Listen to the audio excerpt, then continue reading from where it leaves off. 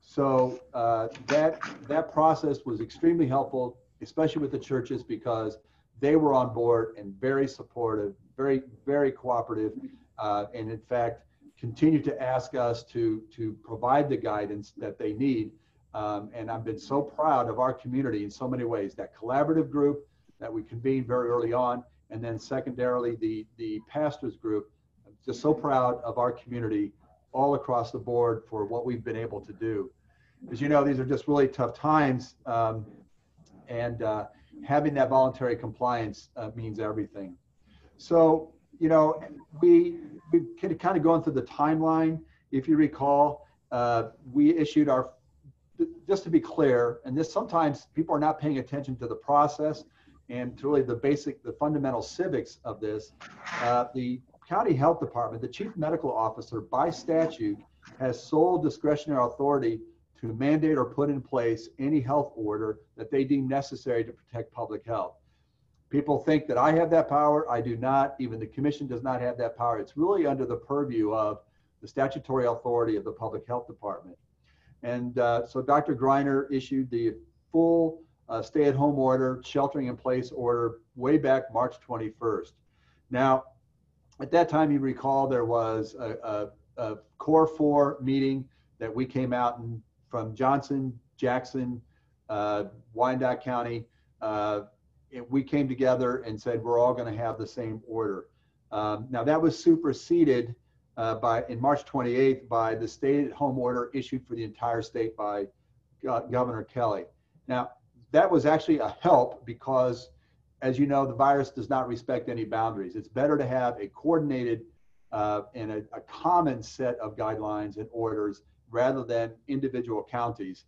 So I was actually pleased that Governor Kelly did that. And once she did that, then really this was under her purview, and we were willing to actually happy for her to defer to her on that. But she then extended the stay-at-home order on April 16th. But even prior to that, really anticipating, again, looking at what was happening elsewhere in other nations and other places in the country, we realized that at some point we're going to have to step down from this strict stay-at-home order. And so very early on, I engaged Dr. Greiner in a conversation. Let's start planning on what that will look like. What will be the process by which we start relaxing restrictions and stepping down from the very strict stay-at-home order? So he began to research, and we began to look, and I began to look at what was happening elsewhere, how they were doing this. And it became clear we had to kind of wait to see what the governor was going to do, whether she would extend or whether it was going to come back to us to decide how we would do this. And we kind of got that message, I figure, a little late in the game. But we had about a week to put together a group that would advise the public health department as to how we might move through a step down from the stay-at-home. So that was what ultimately caused the formation of the Restart WICO committee. And again, that Restart WICO committee, I have to be clear, people think that that had authority over these things, over the stay-at-home order. It did not. It was not a decision-making body. It was simply an advisory group. And what I was really looking for here was to bring in representative business owners and institutional leaders that whose own businesses or operations are directly affected by any stay-at-home order and how we might do this. So for instance, we reached out and we wanted someone who ran a salon, and we found someone who ran a small restaurant and bar. We found a large institution, packaging, plastic packaging and technologies. David Staker was on this board.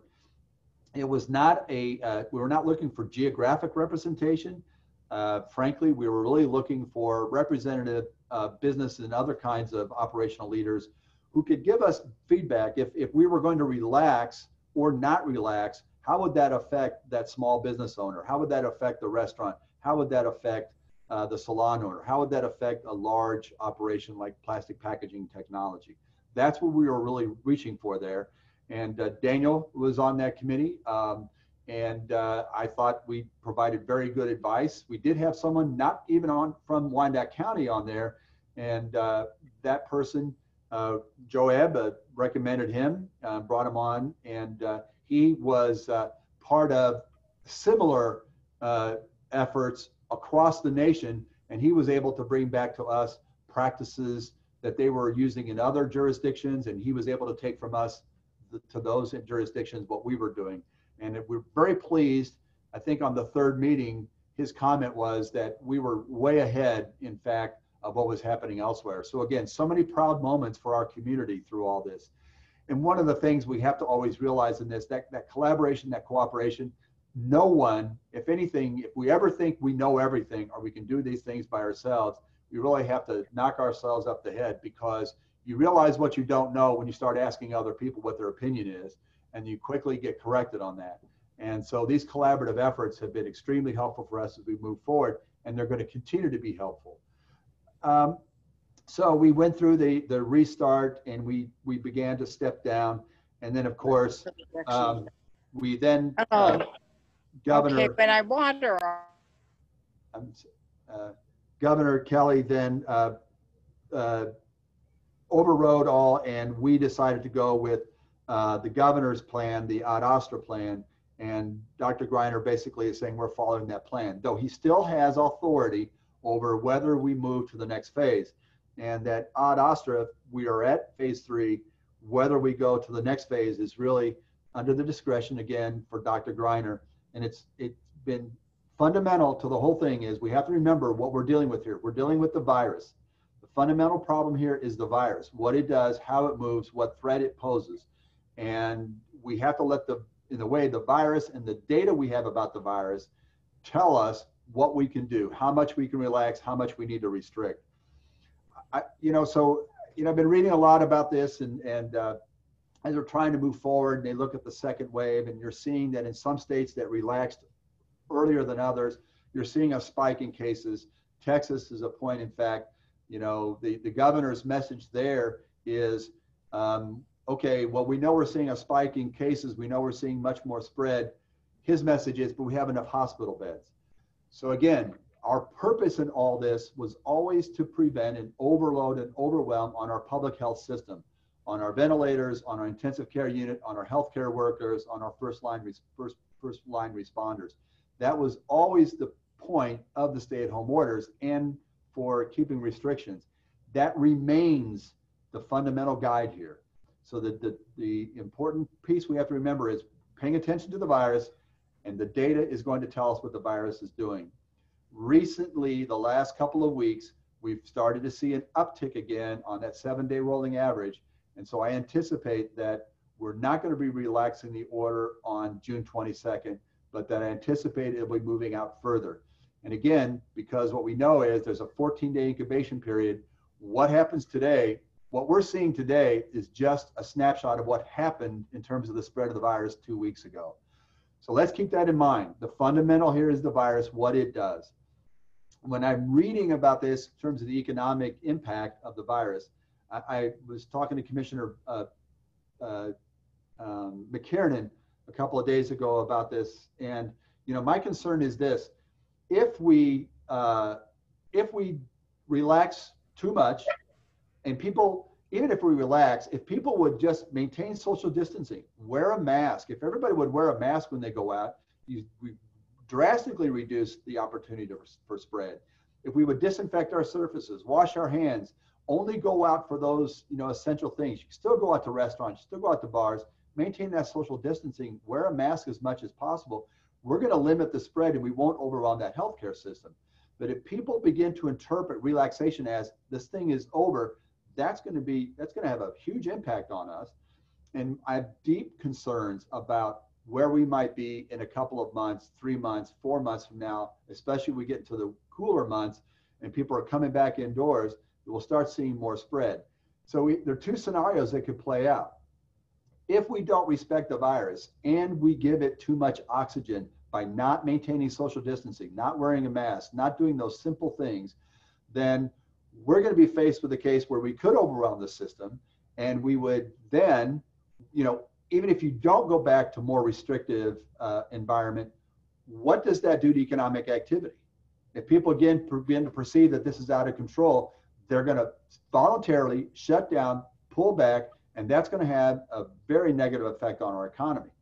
If we then decide, based upon this giving it too much oxygen, we then have to step back to even more restrictive environments, it's going to have that similar effect.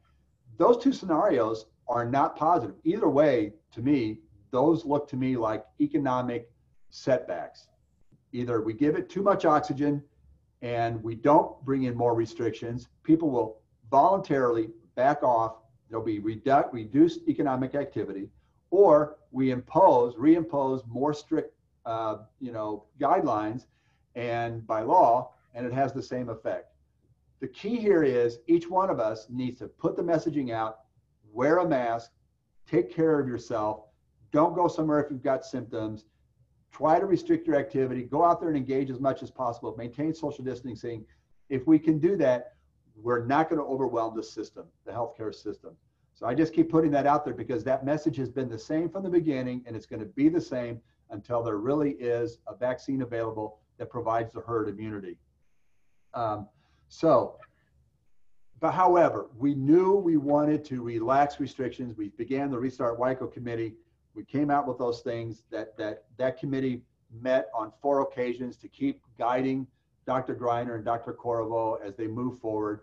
And so where we find ourselves now is that we're with the Ad Astra plan. And I anticipate, though, based upon the data that's come in the last couple of weeks, that stay-at-home order, not stay-at-home, that the phase 3 will still be under that for a couple more weeks. But I'm getting ahead of myself, and I'm not the person who makes that decision. Yet we're still trying to find ways to accommodate more activity. There was an interesting piece in the Wall Street Journal, and says, it's when you talk to a business, you say, well, how do you back off? How do you restrict? When really the question I think has to be is, how do we find ways to accommodate more economic activity? What are those guidelines, those practices we need to do in order to encourage people and allow people to continue to move back to normal? That's, to me, that's kind of the right way to move through this. Let's search for and reach out for accommodating more and more economic activity, but let's say what limits that? What are those things we have to do to allow that? And that was really the discussion I felt with the Restart WICO committee, and I think that's really still where we are. We provide plenty of testing. Early on, and there was a PBS special last night to talk about the COVID and really the missteps we made on the national level in terms of testing. Not available, only test those people who are showing symptoms. A lot of inequities in that. Celebrities were able to get tested even if they didn't have symptoms. Poor people who were suffering were not able to get testing. That revealed really, I think, the fissures in our society. And we've got to correct for that for the next, because this won't be the last pandemic, I don't think. So let's make sure we have that capacity in place for the next time this goes forward. If we had sufficient testing and we had sufficient personnel to do the contact tracing, then you can isolate and you contain the spread. We don't have that capacity yet. That's damning, I think, for our nation. And what I've seen throughout all this in varying levels, from the national level to the state level, different elected leaders always trying to throw off the responsibility for this to some other level. To me, that's just unconscionable. The right people need to get involved and make sure this happens. I don't care who does. It can't be done by a local mayor. Local mayors and local health departments and businesses should not be in competition with one another to try and get the testing and the contact tracing availability. That's just simply unconscionable to me. I think we really have to look at this as a battle, as an enemy, and it's a wartime footing. What do you do in wartime? Well, you invoke the War Production Powers Act, like President Trump did. That was a good move. Let's get the personal protective equipment built. Let's do the things we need to do just to get out and contain this thing. So we're trying to encourage business. We want to take that approach, that principle of let's find ways to accommodate more and more economic activity, because we know what effects this has on the economy and what effects reduced economic activity has on public health. It has its own costs. Let's find a way to accommodate this. And so we have, through, again, the instigation of the chamber, Joab and Daniel, what can we do to accommodate small businesses? So our planning and zoning department did put a lot of work into trying to find ways to allow restaurants to put tables out, change the zoning requirements, change those planning requirements to allow more activity to happen out on the sidewalk. And so we've instituted those things, and you can go on our website to find out what those are. I'll just say now, this has been a long road. It seems like we've been in this forever. We're not done yet. Let's keep an eye on what the virus is, what it does, and let's make sure we contain. I've had people say, I'm killing the economy. I'm killing economic activity. You need to just let it go. People are going to die. And my response is, I don't want to be that person who says, yep, we relaxed this so much. We knew it was going to create more and more deaths. I don't want to be the person who says, we're now rationing care for those who are sick. That's a horrible situation to put a healthcare provider in or an elected leader, and I'm simply not going to take that on. I will say that the impact, we know what the impact is. We're seeing a $23 million revenue shortfall for 2020. We're projecting, and we can't really tell, but we're projecting an $18 million revenue decrease for 2021. We've cut $22 million from our 2020 budget. That's why we have furloughs. This is why we have a hiring freeze. This is why we have moved cash finance projects that were in progress, our capital projects, public improvements projects, out of cash finance over to debt finance. Even so, we're still facing a $2.5 million shortfall for 2020 and another $5.6 million in 2021. In fact, we were already projecting, even before COVID, having a shortfall because we were catching up on some of our pension payments. But we had planned for that. We had the reserves in place after the recession of 2008, 2009, and put policies in place to make sure we were ramped up. And we had about a 20%, a 2-month reserve in place. And we're going to use much of that this year. We're saving some for next year because, again, we don't want to get to the place where next year we simply don't have any funds. We've got to have some reserves in place even for next year as we continue to see revenue shortfalls. So you're going to see reductions in service across the county. For instance, we really hope to put on a second team for blight remediation. We're not going to be able to do that this year. We have a class of 24 police officers. For the last couple of years, we've been really struggling to fill out our police department and recruit, even to the point we were exploring the possibility that we would relax the residency requirement for law enforcement. We're not going to we have now 24 people who've been trained through our academy. We're not going to be able to hire them. And so our police are going to be even under more stress. So it's not that these are 24 additional officers we want to hire. These are 24 to keep us staffed to where we have been. So this is going to cause some major difficulties for us. This is just where we are. In your own businesses, when you have to cut back, you simply can't do what you would hope to do. A lot of those things are going to be in place.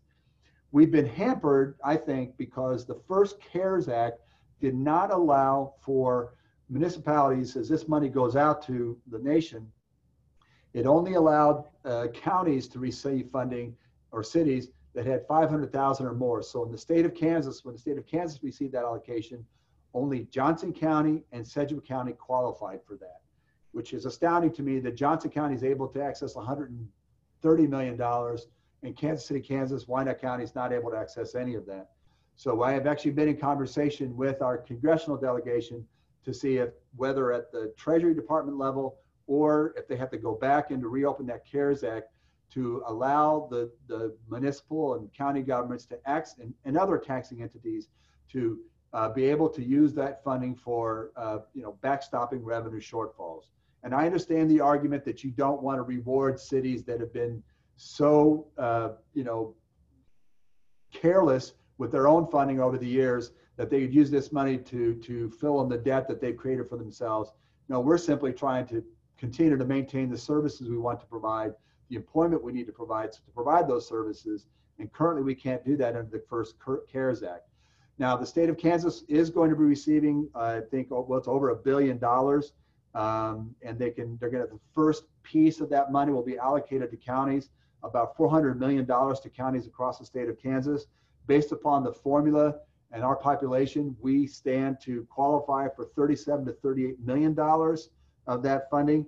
But again, we can't use it for revenue shortfalls. We can use it to pay for COVID-related expenses, overtime, or personal protective equipment, testing, those kinds of things, and we're going to allocate that as well then to Bonner Springs, Edwardsville, as they submit their expenses.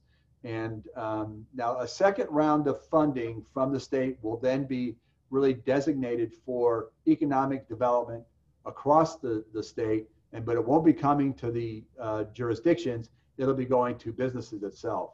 And we want to make sure that we have a plan within Wyandotte County to be able to access some of that funding, especially for our small businesses, but for others.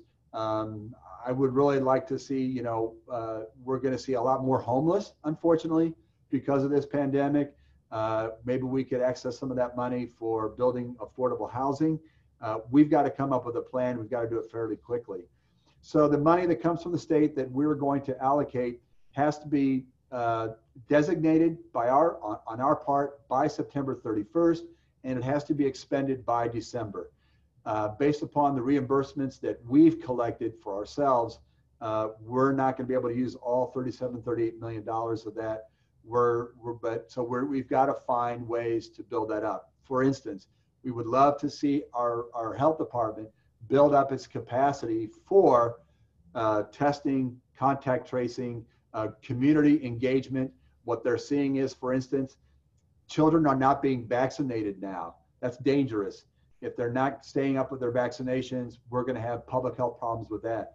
We're seeing problems with substance abuse. We're seeing problems with mental health issues, domestic violence. Our violent crime rate has gone up. We've had many more shootings in Wyandotte County since this began. There's so many other effects of this that the cost of that is going to be, we haven't even been able a chance to account for yet. We want to make sure we can get all those expenses covered on the money that will be allocated to Wyandotte County. And that, again, that goes to any taxing jurisdiction. So any expenses that the Bonner Springs School District or Piper School District might have, we want to make sure that they can qualify for that funding. So, we're going to get through this. Again, I've been so proud of what people have done and are doing. We're going to continue to take this collaborative effort. I will say that in spite of all this, and I get regular updates from Greg Kindle, that we have lots of economic development projects moving forward in this community. The Willie Lanier project at the old Reardon Center is a wonderful project. It's an African-American investor who really has dedicated his investment history to finding those opportunities that others overlook. And we all know that KCK downtown has been overlooked even by investors in the Kansas City, in the metro area. This, Willie Lanier, even though his father was a linebacker for the Chiefs, his investments have been in Richmond, Virginia, and elsewhere. But he saw what was potential here at KCK, and we have a great opportunity for a redevelopment of the Reardon Center. The MERC is scheduled to open in July. Again, that's an important piece of our downtown redevelopment. We have things going on, potential things going on at the Woodlands. We have the Turn of Diagonal continues to move forward, and North Point is already, got people lined up to come and take over that space. The American Royal continues to move forward, and in fact, we've had some inquiries about locating some offices there, the campus, the anticipated campus north of the American Royal itself, on the north side of what would be called American Royal Parkway. That continues to move forward, and of course, Scavuzzo's there at the Old Indian Springs site. And my own personal commitment here is that even before the virus, the pandemic, if you had heard me speak about what I think for the long-term fiscal sustainability of Wyandotte County at the governmental level, we really need to redevelop the housing that has been hollowed out over the decades in Wyandotte County. We have over 4,000 land bank properties that still have the power infrastructure, have the water infrastructure, have the sewer infrastructure, have the streets, have the curbs, and yet they're producing no tax revenues. They're not producing any business revenues. There are no consumers, obviously, on those vacant lots. We have to mow them. That's an additional expense to us. We have got to redevelop that. And we can develop beautiful, affordable housing, and we can really become the model for that, I believe, nationwide. And we're going to double down on that approach. We're going to find the right kind of incentive packages, the right kinds of developers, the right kinds of other wraparound services that would make that thing move forward, the right building technology that allows us to reduce the build price point to a certain level that a developer can still make the money that they need to make in order to invest in that. So we're going to double down on that and put that together. It has to happen. And it's going to be all hands on deck on that. And that's going to be the long-term project moving forward. So, all right, I know I've talked a long time. There's so much more to say. Daniel, I'm going to shut up now. Mayor, thank you very much for that very comprehensive update. We do have a number of businesses, large and small, on the Zoom call today. I do definitely want to give folks an opportunity to ask questions. We do have a question in the chat box, and Mr. Erler, I'm going to ask you to pick one of those questions for the mayor, and then we'll open up the floor.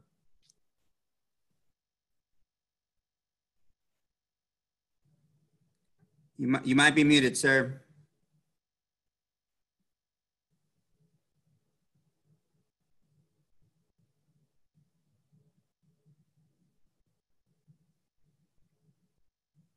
Not sure if his audio is working. Mayor, can you address his second question? How are testing activities by businesses incorporated into the state surveillance activities? Right. So any testing that is done, those results are reported to the state, and the state, which is Kansas Department of Health and Environment, and then those results are then reported back to the county. So we get ours. So for instance, Walmart sponsored some testing at the Legends and at Bonner Springs. And so when those results come back, those are reported back to the state, and then they report those back to us.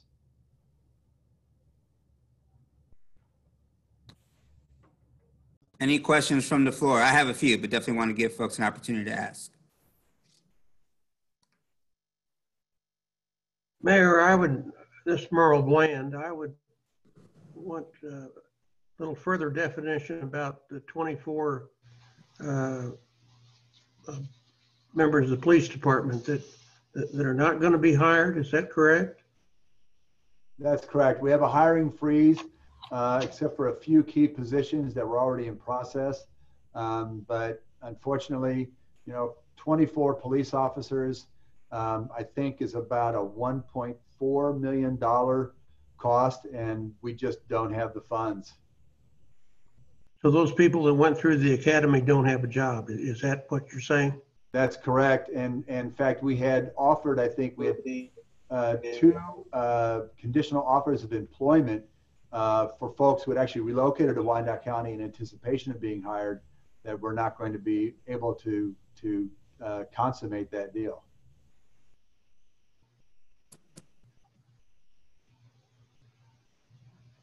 Mayor, with regards to remaining in phase 3, and I guess this question is more about what happens after phase 3. When do you see larger venues being able to host, larger gatherings? Whether it's festivals or concerts or ball games. Are you getting any guidance from the health officials?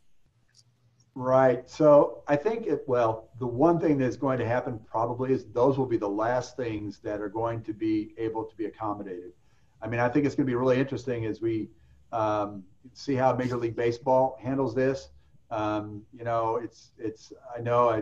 see Mark Brandmeier, the new owner of the T-Bones, is on the call, and Mark is it seems like every time he tries to move forward on developing, there's seems to be bad news, but he hangs in there. He's committed to his vision. If you have not seen what he has planned there, you really need to take a look at it. I think it's a fantastic proposal, fantastic vision. I'm very confident in what he has planned for the stadium. But what the evidence suggests, from what I've read, is that the large venues are these what they call superseding events, superseders, right? And you have one large event. I think one of the first events in Wuhan, China, was an annual food festival they do of 40,000 persons, and there were people from all over the world, including from Italy and Germany, and those folks went back to their countries, and that's where some of that spread. There's also some talk that a soccer game between, I think it was France, a team from Spain and a team from Italy, 75,000 person stadium, and from there it spread to Spain and to Italy, and you just can't do the contact tracing for that. So I think those are going to be the last things to really open up, because they seem to be those events. The other thing that happens here is we have to remember, this is why we don't want people to sing at church, because when you sing, you're really projecting those droplets and those aerosols out, and that's what spreads. So when you're at a game and you're yelling, and you go into a bar and you're competing with the music and competing with others, and you're really projecting that those droplets travel 6 feet or further, and that aerosol, you're putting more aerosol in, and it gets into the environment, and that's how you create these super spreading events. So I keep telling people, I've been to a couple of bars. Luckily, I've been able to social distance. Brits has the outdoor patio. I take advantage of that. I really told my kids, we're not going back out to the restaurants yet unless we can sit outside. Thank you, Mayor. Any other questions from the floor?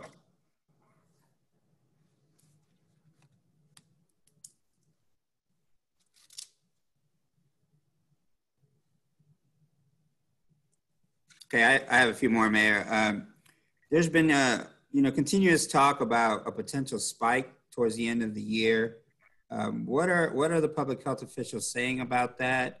I know there's concern from the business community on whether or not we can absorb yet another blow. Can you talk a little bit about that? Yeah, so the reason they're anticipating a spike in another wave in October, November is, again, because we will be heading back indoors. And when you're outside and, it's easier to maintain social distancing. The virus apparently doesn't like the sun, doesn't seem to like the heat as much, but that's not clear yet whether it actually does have an effect on that. But the reason why they anticipate that wave, I think, primarily is because you're coming back indoors and there are more surfaces that come into contact. People are closer to contact. That's what they're anticipating.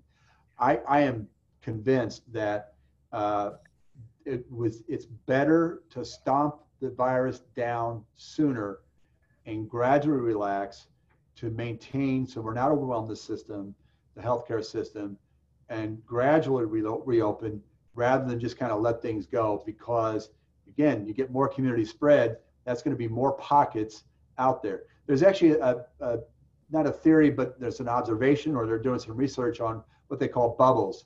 And it always seemed to me as like, so when my family and I quarantined or stayed at home, my daughters who live in their own apartment, we were in contact throughout. They were able to come over and spend time at our house. We could go to their apartment and we would go places, maybe shopping or something if we need to go out together. So that's our own bubble. And then, so they say, well, as long as you have a bubble that is COVID free, those bubbles can relate to other bubbles. The problem is, if I go out to a big event indoors someplace, I'm coming in contact with other persons who may not have been respecting. I don't know where they've been, what they've been doing, so that's problematic. I'm convinced the worst thing that's going to happen is we don't do the simple things, maintain social distancing, wear masks, decontaminate wash our hands, decontaminate surfaces, If we don't do that, we're going to continue to give it oxygen. And then when that second wave comes, it's going to be even more devastating. I don't see how we back into a stay-at-home order. I think that's going to be terribly devastating.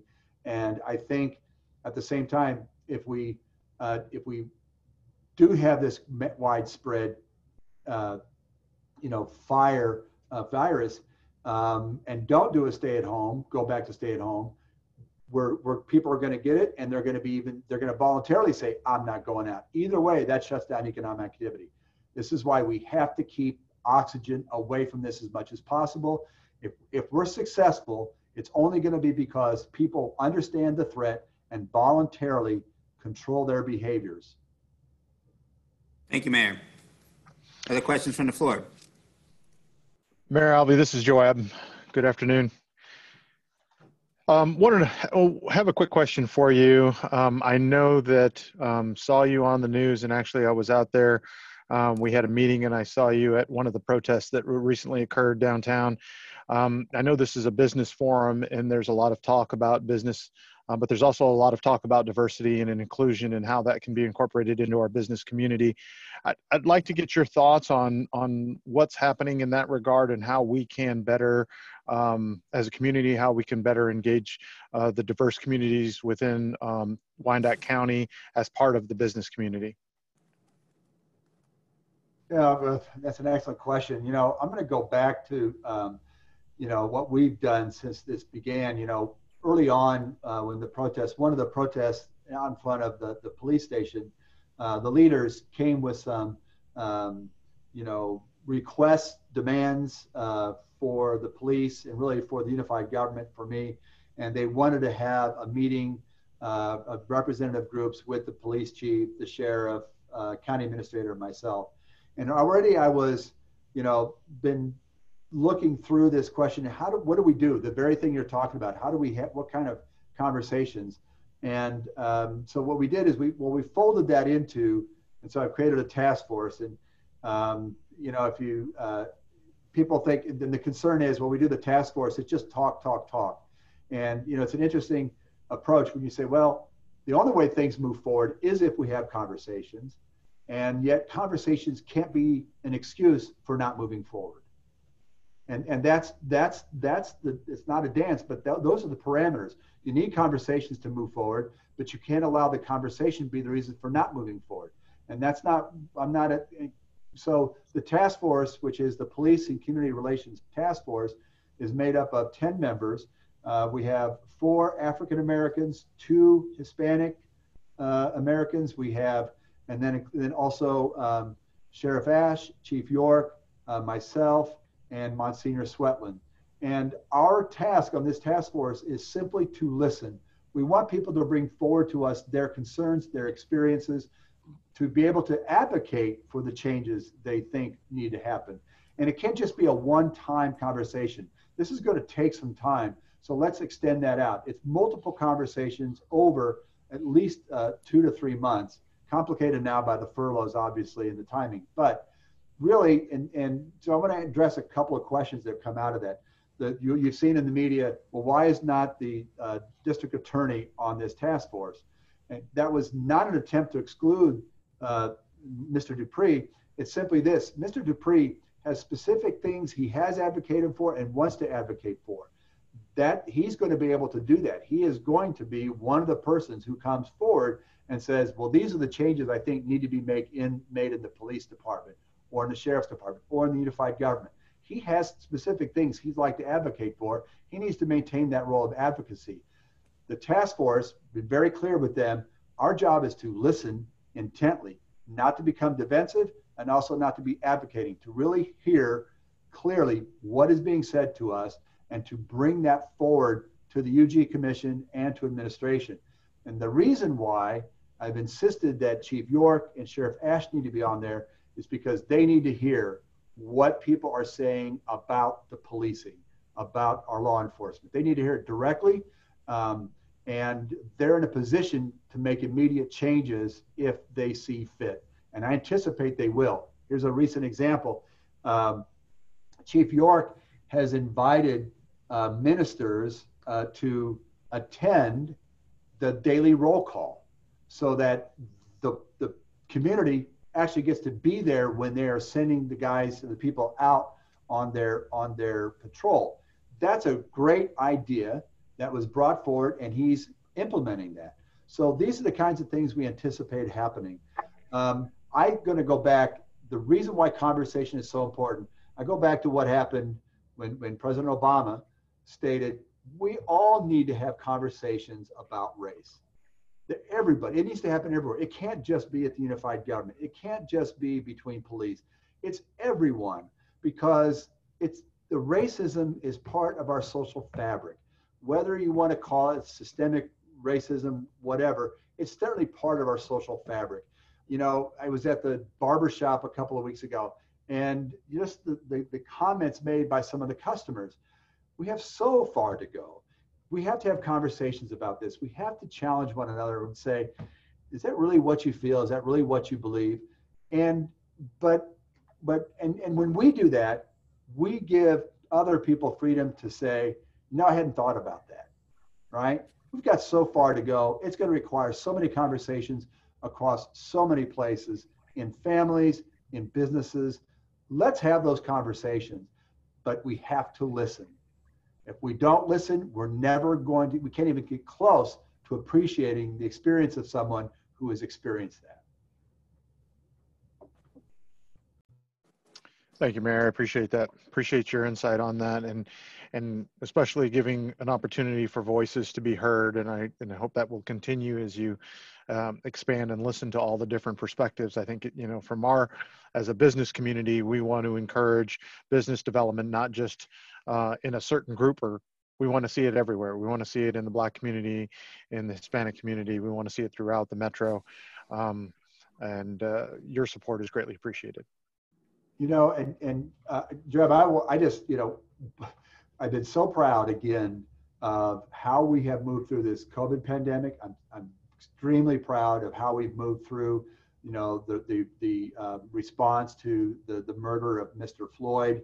And because, you know, I've attended a couple of the protests, I attended a vigil, and the desire by our community to engage police honestly, the desire of our police to engage the community honestly is, to me, exemplifies what Wyandotte County is at its best.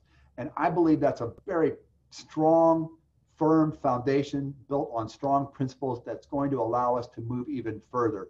And, you know, when I talk about the affordable housing, my own dream and vision here is that affordable housing is going to serve the diversity that we have. It will be a community of African American, Hispanic American, our Hmong community, you know, our people from Somalia.